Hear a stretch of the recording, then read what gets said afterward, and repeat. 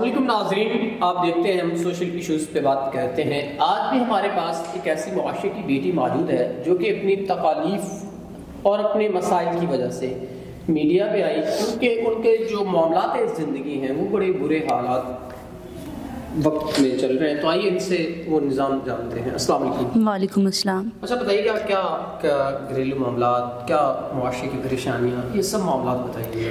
جی، میرے والد اور والدہ میرے واحد کفیل تھے، تو والد صاحب کا انتقال ہو گیا، اس کے بعد میں اور میری امی اکیلی ہیں، تو پھر خود اپنا گھر کا اور زندگی کا گزر بسر کرنے کے لیے خود کام کرنا پڑا ہے۔ امی بیمار ہیں تو مجھے ان کی بھی مدد کرنی پڑی ہے۔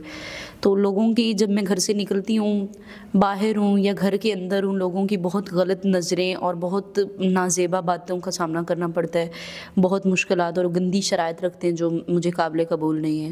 اس طرح میری زندگی بہت زیادہ مشکل ہو گئی ہے۔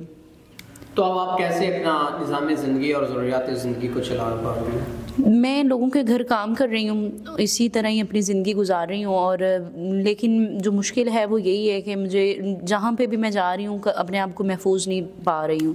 ہر طرح سے مجھے لوگوں کی گندی باتوں اور غلیظ نظروں کا سامنا کرنا پڑتا ہے، جو میرے لیے مشکل ہو رہا ہے میری زندگی۔ تو اب آپ کیا چاہتی ہیں اپنے فیوچر میں؟ یوں تو نہیں دیا جائے گا معاشرے میں، اور ظاہر سی بات ہے عورت کو ایک سہارے کی ضرورت ہوتی ہے، تو آپ کیا چاہتی ہیں؟ بس میں یہی چاہتی ہوں کہ کوئی میرا سہارا بنے، میرا اور میری والدہ صاحبہ کا اس عمر میں ان کی میں لے کے نہیں کہیں جا سکتی ہوں، تو میں چاہتی ہوں کہ ہماری مدد کر دیں، اور نیک طریقے سے، جیسے کہ کوئی اگر نکاح کرنا چاہے مجھے اپنی عزت بنا لے تو وہ زیادہ بیسٹ ہو جائے گا، تو اس سے ہماری عزت محفوظ ہو جائے گی اور مجھے ایسے لوگوں کے گھروں میں دھکے بھی نہیں کھانے پڑیں گے۔